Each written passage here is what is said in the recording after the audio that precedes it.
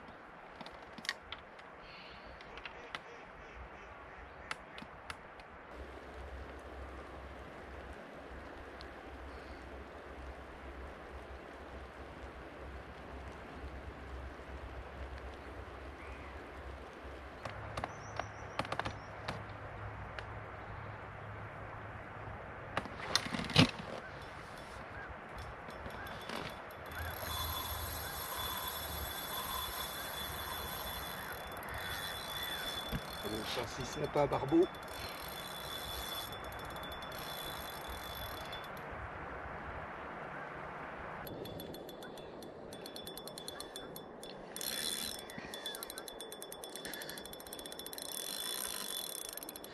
C'est un barbeau, hein. Ça me fait pas l'ombre d'un doute. Alors, à savoir quelle taille il fait.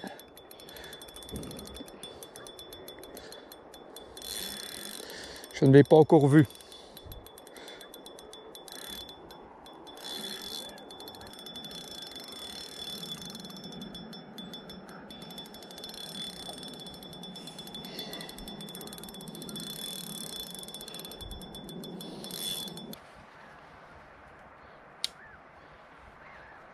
J'ai enclenché le bait-tronneur sur celle-ci parce que si jamais j'ai un départ, je suis mal, hein. C'est le risque en pêchant avec deux cannes, évidemment.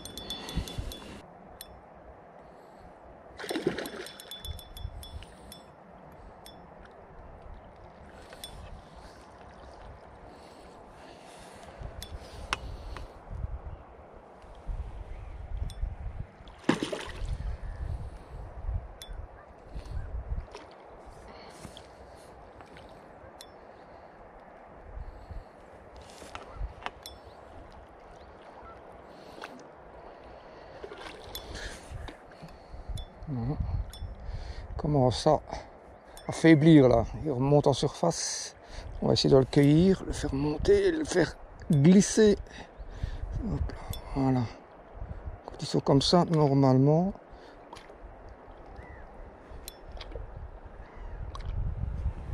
Non, trop court.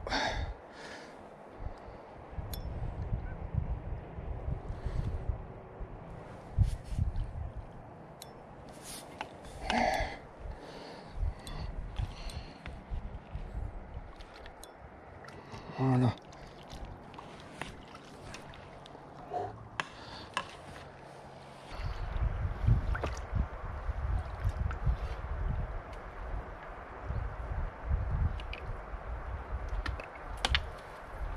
Faire attention pour pas abîmer la canne parce que c'est plein de gros rochers. On va laisser le poisson se reposer un petit peu. On m'a fait un combat de plus de 5 minutes.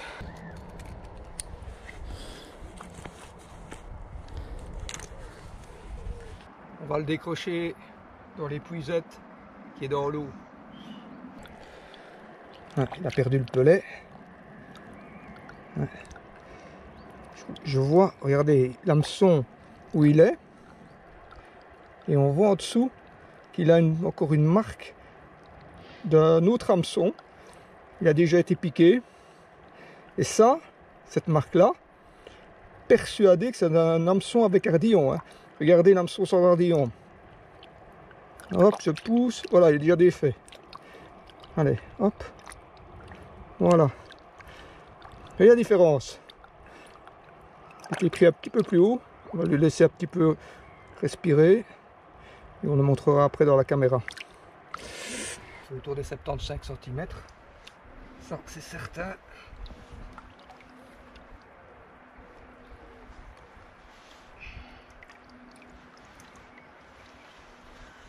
Voilà la bête.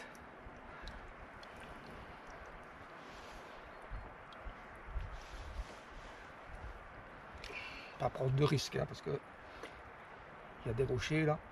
Dès qu'on le sent un petit peu bouger, hop, voilà, on va le remettre à l'eau. Hein.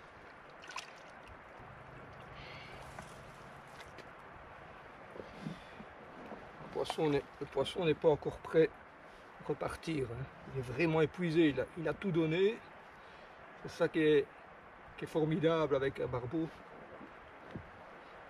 Ça se bat jusqu'au moment où il n'a plus de force. Mais après ça, ils sont complètement épuisés. Donc il faut bien les laisser se reposer dans ce cas-là, dans l'épuisette, au moins 5 minutes, facilement, 5 à 10 minutes. Ça dépend surtout de la température de l'eau. Hein. Si on est au mois de septembre, elle est vraiment, à mon avis, autour de 20 degrés. Donc il faut le laisser certainement 10 minutes. Voilà. Ici, je l'ai pris sur une 12 pieds et une 2,5 livres en puissance. Je suis bien content d'avoir cette puissance-là d'ailleurs. L'autre avec laquelle je pêche, c'est une canne donc de 12 pieds aussi, mais avec une puissance de 1,75 livre. Je pense que la prochaine fois, je prends 2 cannes comme ça de cette puissance-là.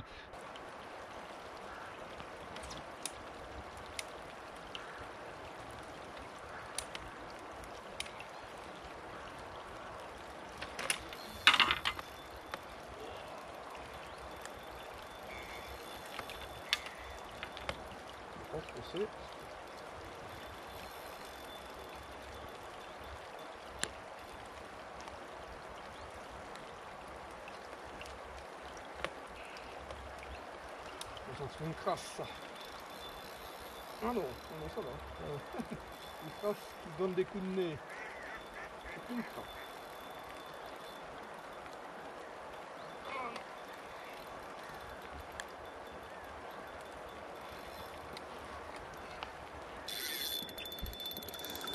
J'ai de la chance, ma canne, la deuxième canne, elle est sortie hors de l'eau, donc elle ne me gênera pas.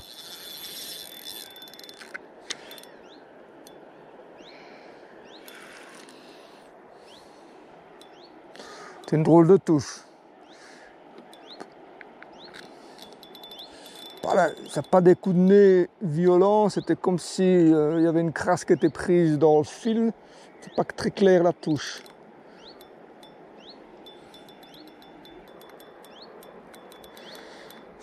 Ça tient le fond, hein.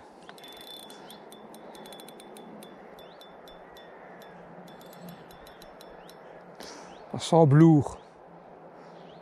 Encore un gros barbeau, j'ai l'impression. Ça doit être un beau. C'est lourd, ça, et ça ne se bat pas beaucoup, hein, mais ça tient le fond. Je n'ai pas encore vu le poisson. Je ne vois même pas encore le feeder sortir hors de l'eau. Comme je pêche avec un badling d'1 mètre, donc quand on le voit sortir hors de l'eau, il y a encore 1 mètre en dessous, hein, avant de voir le poisson. Ce qui veut dire, enfin ce qu'il y a, il y a combien ici? 1,50 m, 2 mètres, profondeur, à peu près. Tient bien le fond en tout cas. Ça tient bien le fond, hein.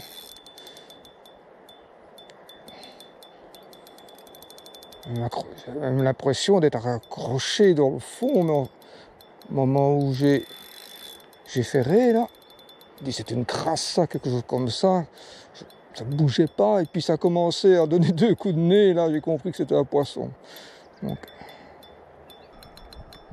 ouais, un gros barbeau, je l'ai vu. Je l'ai entreaperçu. Je crois que c'est à peu près le même gabarit que le premier. Alors, il faut absolument les fatiguer parce que ça tient le fond avec son poids et le courant. Il ne faut pas tirer trop fort dessus. Le fatiguer, et puis après il va monter. J'ai remarqué ça sur l'eau. Une fois qu'il aura vraiment tout donné, là, il va monter et ça devrait être assez facile de le puiser. Le voilà. Ouais, c'est un beau. C'est un beau.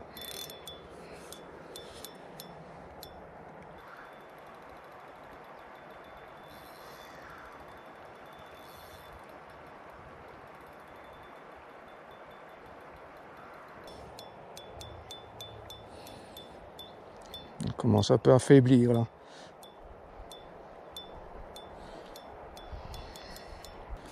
Faut faire attention parce qu'il y a des rochers là. Je les vois. Pas qu'ils viennent prendre le badling dans le rocher, ça couperait le badling ça. C'est fameux. Un peu beau ça. Voilà.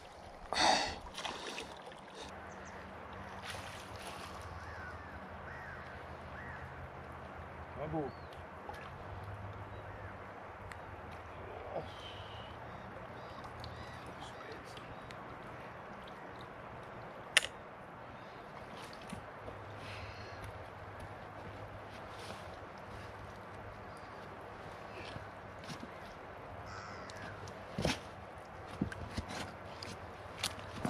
Voilà la belle bête.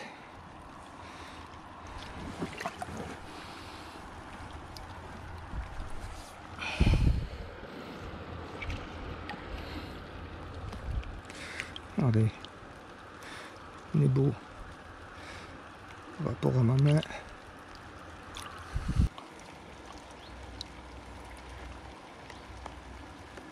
Ben voilà. On est au bord de la gueule. Hein. Oups.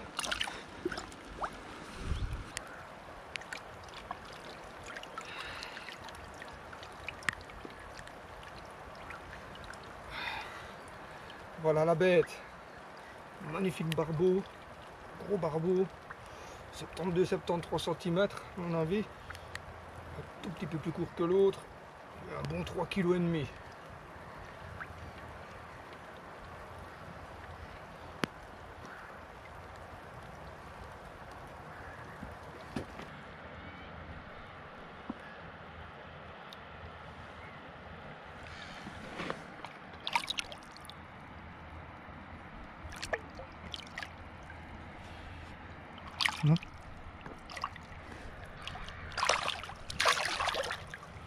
Voilà les amigos, ça fait 3h20 que je pêche, je vais m'arrêter là.